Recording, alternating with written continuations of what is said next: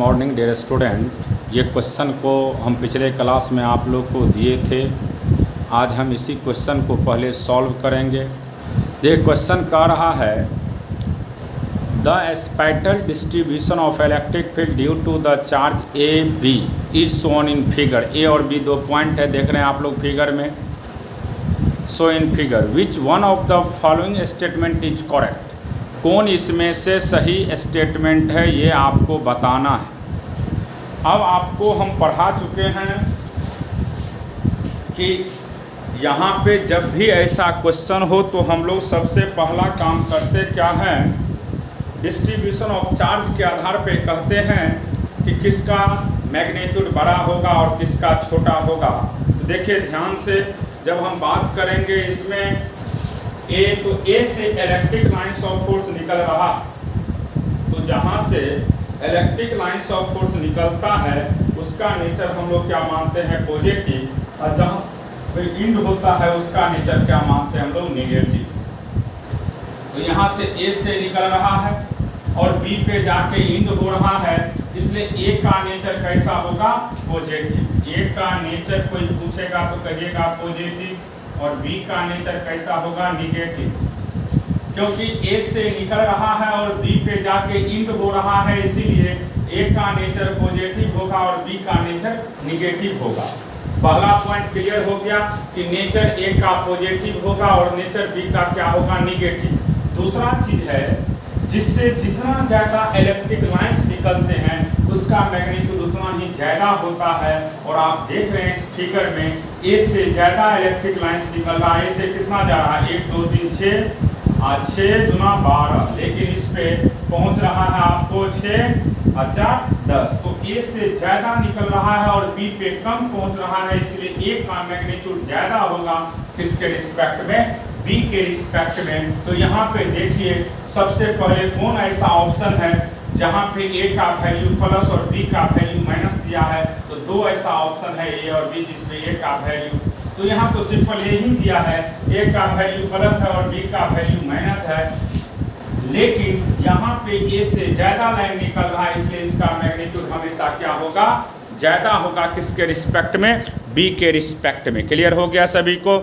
ए का मैग्नीट्यूड ज़्यादा होगा किसके रिस्पेक्ट में, बी के रिस्पेक्ट में। तो यहाँ पे हमको ये बताना था कि जहाँ से इलेक्ट्रिक लाइन्स ऑफ फोर्स निकलते हैं उसका नेचर क्या लेते हैं, पॉजिटिव। जहाँ पे इंड होता है उसका नेचर क्या लेते हैं, नेगेटिव। यहाँ पे ए से ज़्यादा लाइन निकल रहा है, इसलिए ए का मैग्नीट्यूड ज़्यादा होगा किसके रिस्पेक्ट में, बी के रिस्पेक्ट में।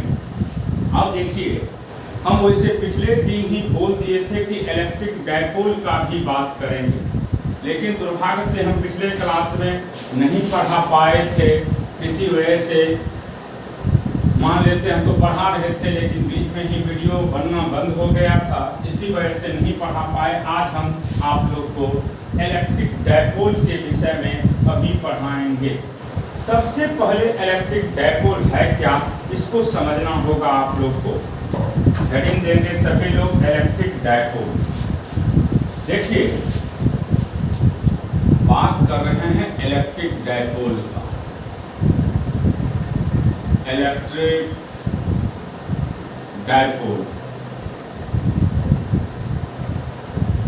केमिस्ट्री में भी आप लोग डायपोल के विषय में पढ़ें, लेकिन वहां पे सर पढ़ाते होंगे किसी भी एटम में दो, किसी भी मॉलिक्यूल्स में भी बोल सकते हैं, किसी भी मॉलिक्यूल्स में दो एटम के बीच में जब इलेक्ट्रोनिगेटिविटी का डिफरेंस होता है तो वहाँ पे डायपोल मूवमेंट एग्जिस्ट करते थे।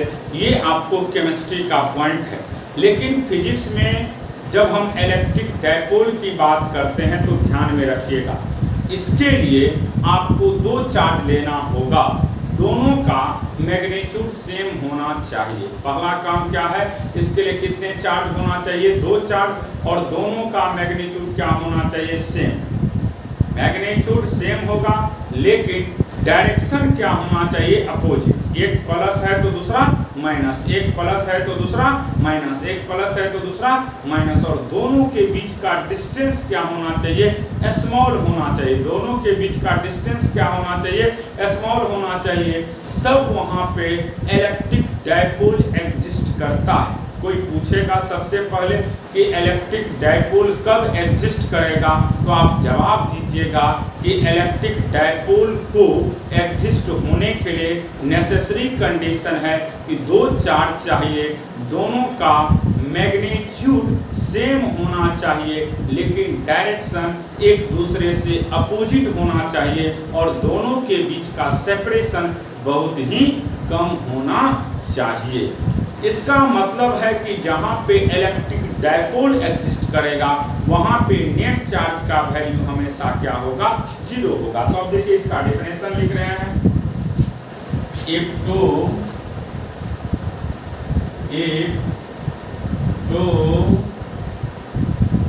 if two equal magnitude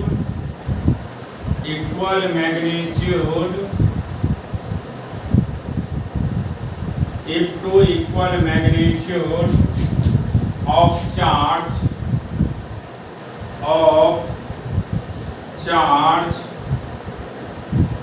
but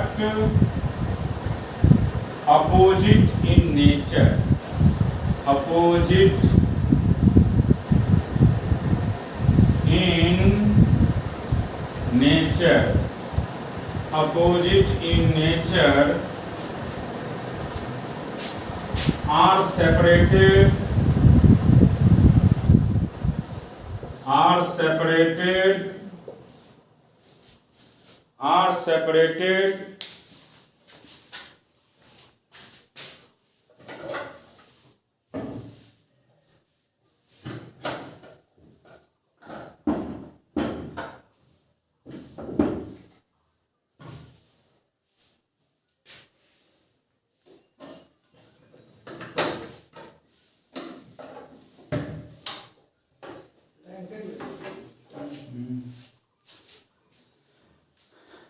but opposite in nature are separated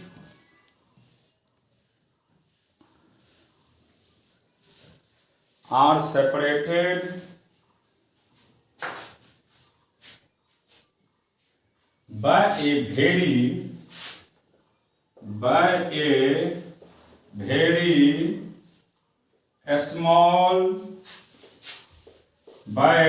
small distance. Then the system form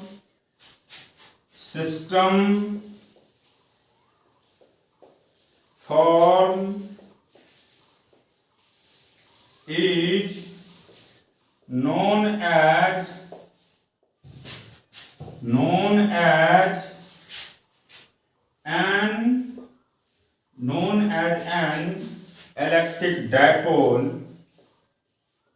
as an electric dipole. Full stop. The net charge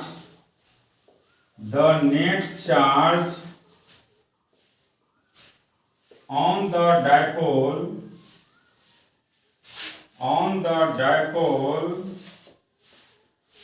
is equal to 0। एक बार देखिए, थोड़ा सा line cut चुका है, इसी वजह से थोड़ा धुंधला जाएगा वीडियो, लेकिन एक एक पॉइंट को समझ करके लिखिएगा। हमने लिखे हैं इलेक्ट्रिक डायपोल का डिफिनेशन। इलेक्ट्रिक डायपोल के विषय में हमने सिंपली पढ़ाए हैं यहाँ पे कि आपके लिए दो इक्वल मैग्नीट्यूड का चार्ज होना चाहिए, दोनों का नेचर एक दूसरे से क्या होना चाहिए, अपोजिट होना चाहिए, और इसके बीच का डिस्टेंस क्या होना चाहिए, बहुत ही कम होना चाहिए। वहाँ पे निश्चित क्या एग्जिस्ट करेगा, इलेक्ट्रिक डायपोल एग्जिस्ट करेगा। इलेक्ट्रिक डायपोल तभी एग्जिस्ट कर सकता है जहाँ पे दो इक्वल मैग्नीट्यूड का चार्ज हो और दोनों के बीच का डिस्टेंस क्या हो, बहुत ही कम हो, तभी वहां पे क्या एग्जिस्ट करता है, इलेक्ट्रिक डायपोल। अब देखिए, इलेक्ट्रिक डायपोल जब एग्जिस्ट कर लेगा तो मान लीजिए एक डायग्राम भी बना देते हैं हम। यहां पे -q, यहां पे +q, बीच का डिस्टेंस l है। तो यहां पे निश्चित डायपोल मोमेंट एग्जिस्ट करेगा, क्योंकि यहां पे l का जो वैल्यू है वह बहुत ही छोटा है। देख रहे हैं यहाँ पे कि एक माइनस क्यू चार्ज है तो दूसरा प्लस क्यू चार्ज है और दोनों के बीच का डिस्टेंस बहुत ही छोटा है।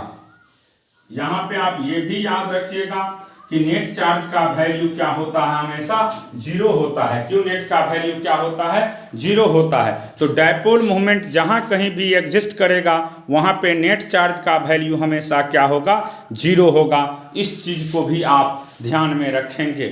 सबसे पहला काम क्या है इसमें कि अगर इलेक्ट्रिक डायपोल एग्जिस्ट करता है तो आपके पास दो चार्ज होना चाहिए, एक प्लस चार्ज तो दूसरा माइनस चार्ज, और दोनों के बीच का डिस्टेंस बहुत ही कम होना चाहिए।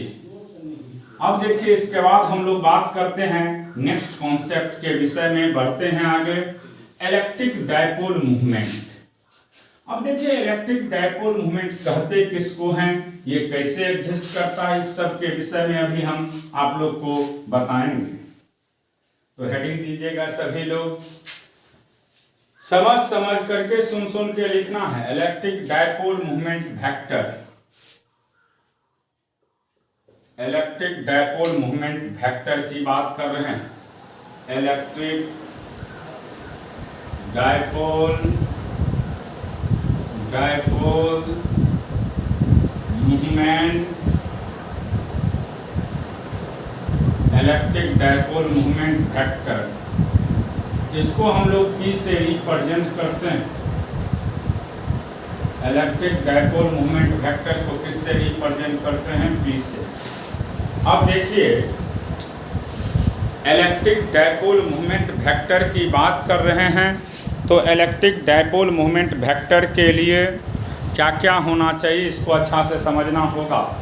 देखिए इसके लिए भी वही कंडीशन है कि इक्वल और अपोजिट चार्ज होना चाहिए, दोनों के बीच का डिस्टेंस बहुत कम होना चाहिए, और इसका मैग्नीट्यूड जो होते हैं किसी एक चार्ज का मैग्नीट्यूड और बीच के सेपरेशन का प्रोडक्ट, किसी एक चार्ज का मैग्नीट्यूड और बीच के सेपरेशन का प्रोडक्ट, किसी एक चार्ज का मैग्नीट्यूड और बीच के सेपरेशन का प्रोडक्ट, और इसका डायरेक्शन हमेशा निगेटिव चार्ज से पॉजिटिव चार्ज के तरफ होता है। तो डेफिनेशन लिखिएगा, it is defined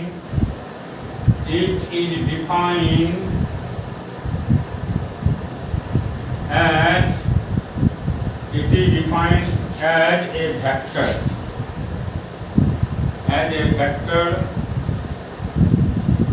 whose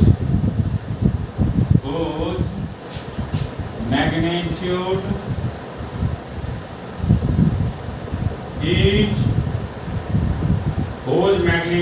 is equal to the product of any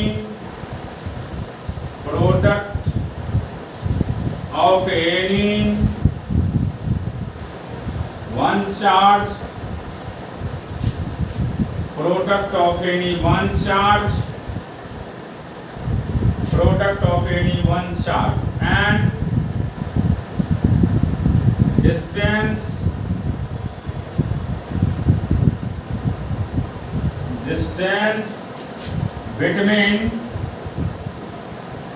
between two charge, distance between two charge, and its direction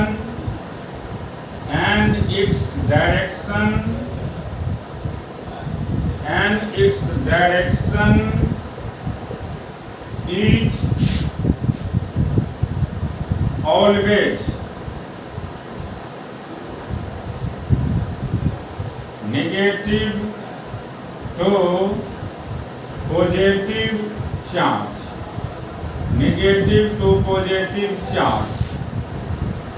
it is denoted by P। इसको किससे represent करते हैं हम लोग, P से। P एक वेक्टर क्वांटिटी। अब देखिए अगर हम डायपोल मूवमेंट की बात करते हैं तो यहाँ पे माइनस क्यू चार्ज लीजिए, यहाँ पे प्लस क्यू चार्ज लीजिए, और इसका डायरेक्शन हमेशा negative charge to positive charge होगा।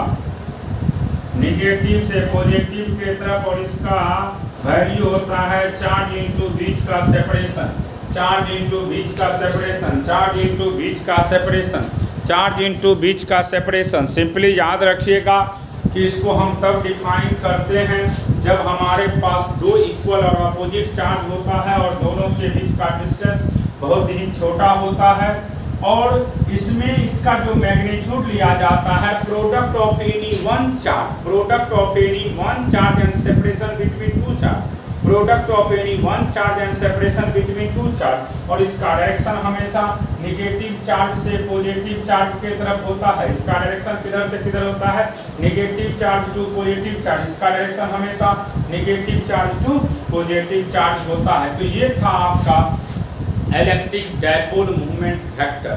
ये क्या है, इलेक्ट्रिक डायपोल मूवमेंट वेक्टर। अब देखिए ये तो डिफिनेशन हो गया कि डिफिनेशन तब एग्जिस्ट करेगा जब आपके पास सिस्टम में, पहला काम ये करिएगा कि देख लीजिएगा क्या सिस्टम का नेट चार्ज जीरो है। अगर सिस्टम का नेट चार्ज जीरो होगा तो निश्चित वहां पे क्या डेवलप करेगा, इलेक्ट्रिक डायपोल मूवमेंट वेक्टर। अब देखिए हम एप्लीकेशन की बात करते हैं। सबसे पहला एप्लीकेशन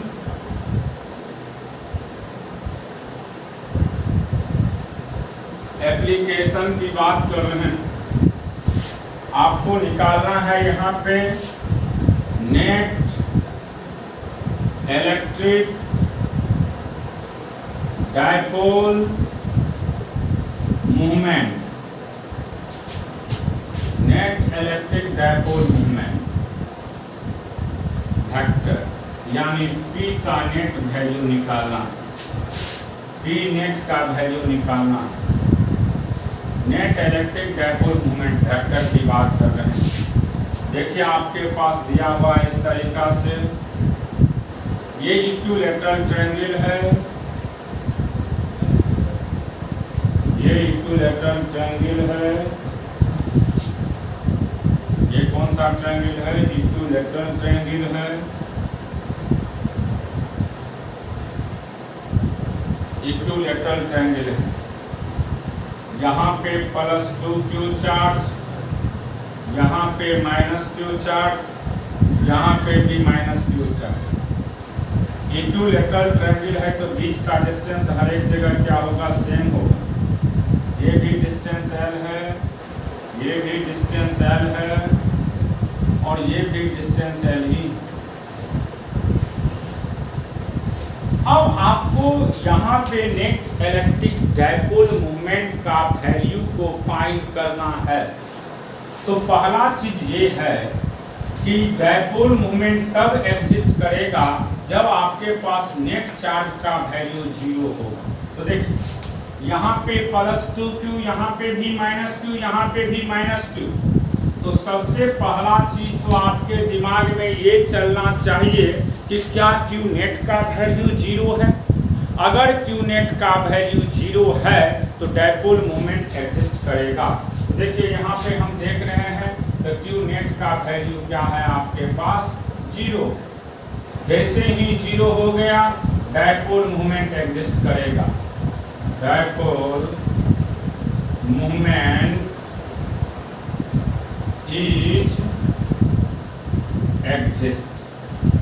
अगर Q नेट का वैल्यू जीरो है तो डायपोल मूवमेंट एग्जिस्ट करेगा। अब डायपोल मूवमेंट तो ये पता चल चुका है कि डायपोल मूवमेंट यहाँ पे एग्जिस्ट करेगा।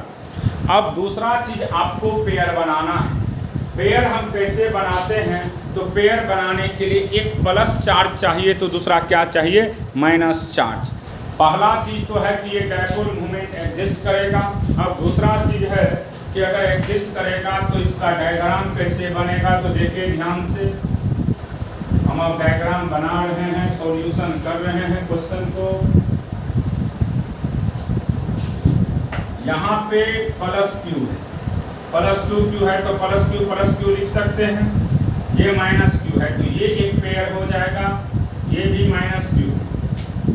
तो यहाँ पे एक पेयर तो ये हो गया आपका, और एक पेयर आपका ये हो गया। दो पेयर हो गया, माइनस प्लस फिर माइनस प्लस। अब देखिए डायपोल मोमेंट का डायरेक्शन हमेशा माइनस से प्लस होता है। इसका वैल्यू मान लो P1 है तो Q इंटू एल, इसका वैल्यू P2 है Q इंटू एल। अब देखिए P1 का value Q into L, product of charge into बीच का सेपरेशन, उसका भी वैल्यू Q इंटू एल। अब दोनों के बीच का डिस्टेंस कितना डिग्री है? 60 डिग्री। कौन सा डिग्री है? 60। क्यों? क्योंकि ये इक्विलैटरल ट्रायंगल है। कौन सा ट्रायंगल है? Equilateral triangle. जब इक्विलैटरल ट्रायंगल है और 60 डिग्री है तो पी नेट का अगर बात करते हैं आप लोग तो इसका सीधा वैल्यू होगा √3 इंटू पी। क्योंकि यहाँ पे आप बोल सकते हैं कि P1 बराबर क्या होगा? P2 बराबर P मान लेते हैं हम लोग। P1 बराबर P2 बराबर P, मैग्नीट्यूड ऑफ P की बात कर रहे हैं तो यहाँ से √3 Q इंटू एल हो जाएगा, Q इंटू एल हो जाएगा। मैग्नीट्यूड की बात कर रहे हैं, ये भी मैग्नीट्यूड है, वह भी है, तो इसका सिंपल वैल्यू क्या हो गया? Q इंटू एल तो हो गया P1 P2 का वैल्यू। लेकिन बीच का एंगल आपको 60 डिग्री दिख रहा है। जब 60 डिग्री है तो रिजल्टेंट का वैल्यू √3 इंटू कोई एक होता है तो √3 इंटू पी होगा और पी का वैल्यू Q इंटू एल है तो √3 QL हो जाएगा इसका नेट वैल्यू। अब देखिए दूसरा, ये तो था इलेक्ट्रिक डायपोल मोमेंट इस केस में। नेक्स्ट क्वेश्चन देखिए आप लोग। कभी कभी करता क्या है, इस तरह का क्वेश्चन दे देता। देखिए ध्यान से, दूसरा कॉन्सेप्ट की बात कर रहे हैं हम लोग।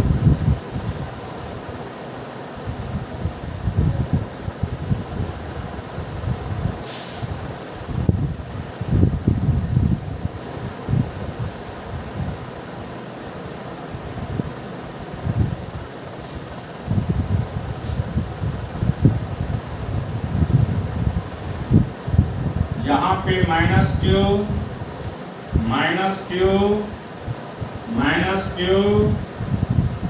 और यहाँ पे आपको +3Q। तो क्या यहाँ पे डायपोल मोमेंट एग्जिस्ट करेगा? बिल्कुल करेगा। क्यों? क्योंकि यहाँ पे भी Q नेट का वैल्यू क्या हो जाएगा? 0। जैसे ही Q नेट का वैल्यू 0 होगा, यहाँ पे निश्चित क्या एग्जिस्ट करेगा? डायपोल मोमेंट एग्जिस्ट करेगा। सबसे पहला देख लेना है कि क्या Q नेट का वैल्यू 0 है? 0 है तो डायपोल मोमेंट एग्जिस्ट करेगा। जब डायपोल मोमेंट एग्जिस्ट करेगा तो पेयर बना लीजिए। हम लोग सबसे पहला काम अब इसमें पेयर बनाने का काम करेंगे। देखिए पेयर कैसे बनता है।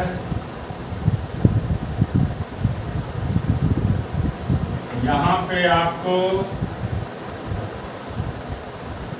-Q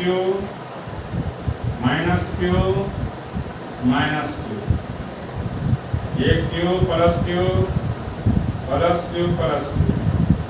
ये एक पेयर हो गया, एक पेयर ये हो गया और एक पेयर ये हो गया। 3 पेयर बन गया। अब इसका डायरेक्शन देखिए, इसका डायरेक्शन इधर होगा, इसका भी डायरेक्शन इधर होगा, इसका भी डायरेक्शन इधर होगा। और यहाँ पे पी नेट की बात करेंगे तो एक दूसरे को बैलेंस करके पी नेट का वैल्यू क्या हो जाएगा? 0। तो याद रखिएगा इस केस में नेट इलेक्ट्रिक डायपोल मूवमेंट की बात करेंगे तो आपको क्या दिख रहा है? 0। क्यों? क्योंकि ये और ये दोनों का मान लेते हैं, ये P1 है, ये P2 है, P3 है। तो बाबू याद ये रखिएगा P1 और P2 का रिजल्टेंट बीच से पास करेगा और वह जो रिजल्टेंट होगा P1 P2 का वह बैलेंस किसको करेगा? P3। एक बार फिर समझिए, P1 इधर है, P2 इधर है, तो इन दोनों का रिजल्टेंट इसके बीच से पास करेगा। तो इसका रिजल्टेंट मान लीजिए ऐसे पास करता है, तो ये रिजल्टेंट हो गया किसका किसका, ये रिजल्टेंट हो गया आपको P1 और P2 का। तो ये रिजल्टेंट P1 P2 का रिजल्टेंट ऊपर है और P3 नीचे है, दूसरे को क्या करेगा बैलेंस, और P नेट का वैल्यू यहाँ पे क्या हो जाएगा 0। P नेट का वैल्यू क्या हो जाएगा 0। तो सिंपली याद रखिएगा कि अगर इलेक्ट्रिक डायपोल मूवमेंट की बात करता है तो इलेक्ट्रिक डायपोल मूवमेंट तब एग्जिस्ट करते हैं जब नेट चार्ज का वैल्यू 0 होता है। अब देखिए तीसरा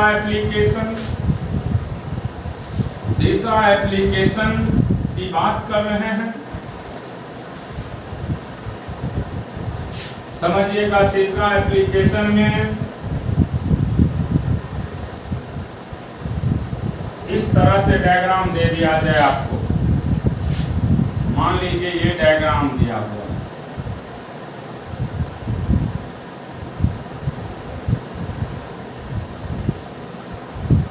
-2q 3q -q, इस बीच का डिस्टेंस आपको 12 दिया हुआ है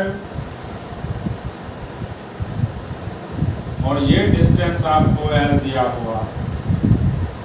अब देखिए क्या यहाँ पे डायपोल मूवमेंट एग्जिस्ट करेगा, हाँ या ना। पहला चीज तो ये देखना है क्या डायपोल मूवमेंट एग्जिस्ट करेगा। तो डायपोल मूवमेंट एग्जिस्ट करेगा कि नहीं करेगा, इसके लिए आपको सबसे पहला चीज समझना होगा कि क्या नेट चार्ज का वैल्यू 0 है।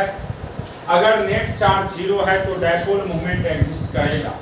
तो यहाँ पे P नेट का वैल्यू 0 है, जैसे 0 दिख गया क्योंकि -2q -3q + 3q 0 हो जाएगा। तो dipole movement is exist, dipole movement is exist. जब डायपोल मूवमेंट एग्जिस्ट करेगा तब देखिए इसका हम डायग्राम फिर बनाएंगे, पेयर बनाएंगे। पहले अब पेयर बना रहे हैं, -2q + 2q, फिर +q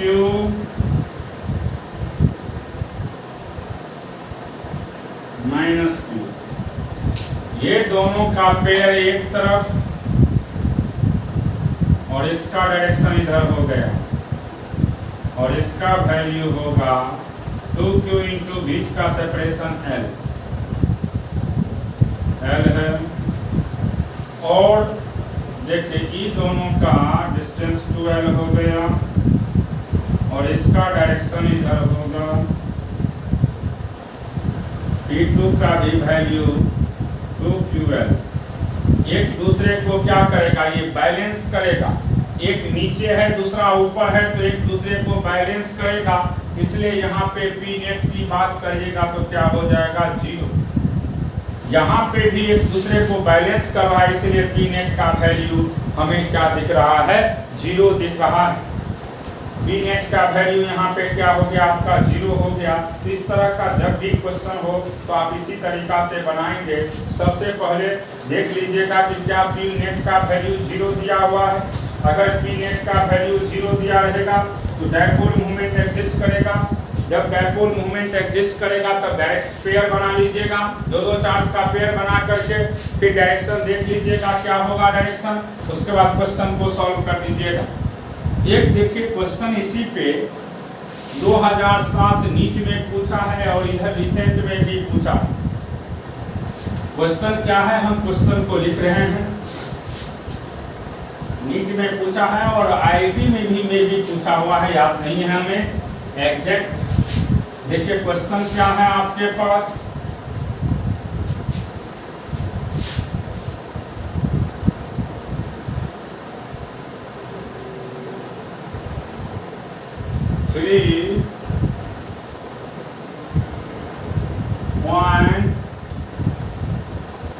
three point charge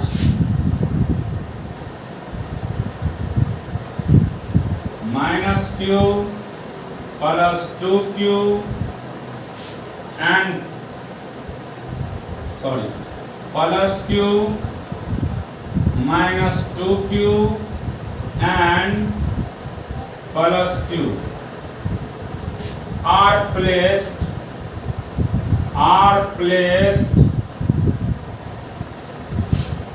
at points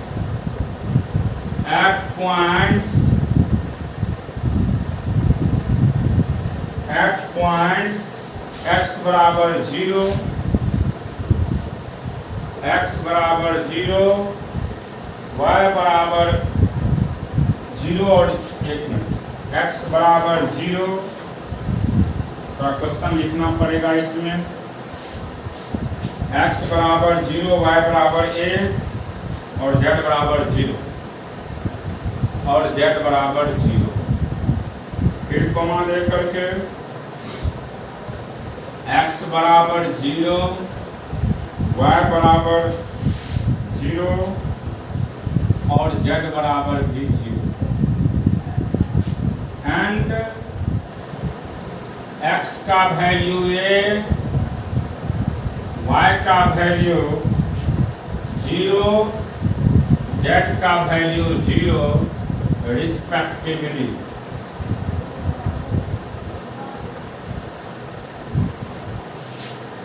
The magnitude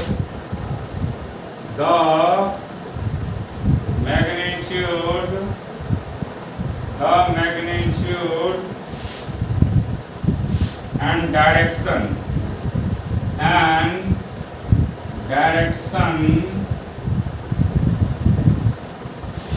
of the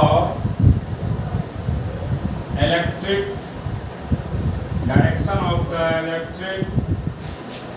dipole moment vector electric dipole moment vector of this charge assembly are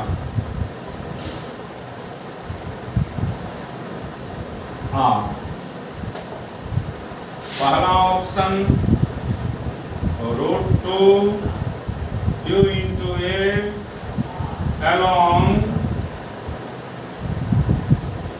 positive y direction,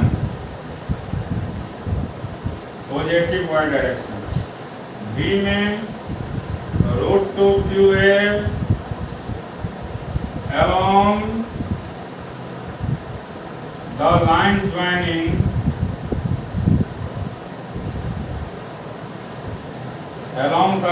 joining point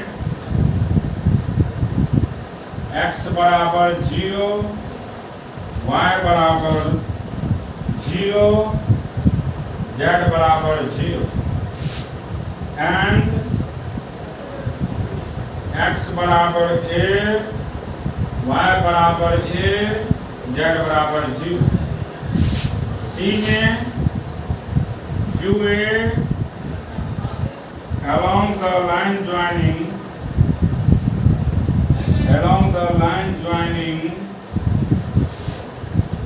points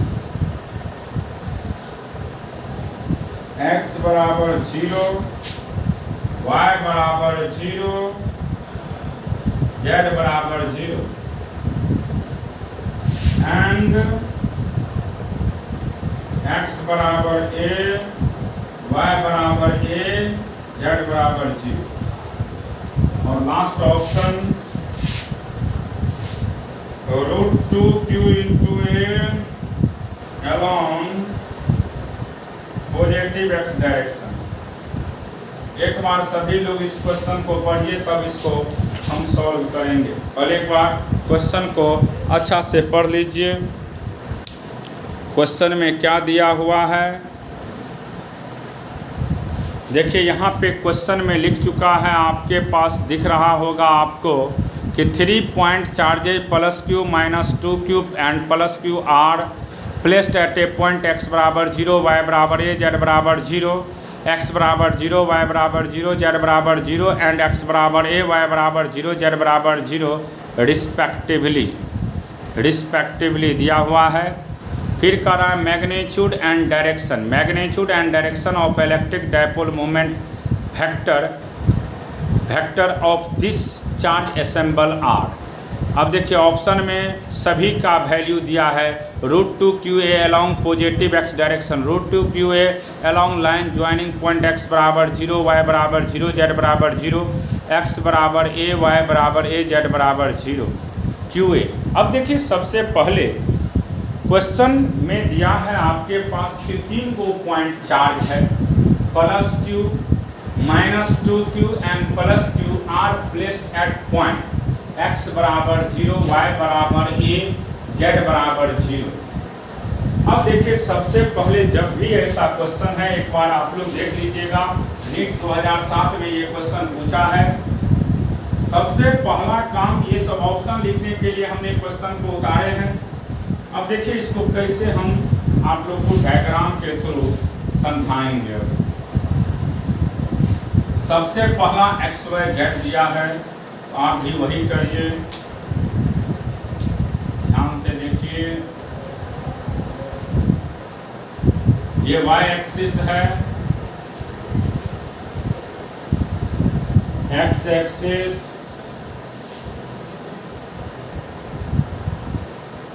z axis, origin x0, y0, z0। एक charge +q है,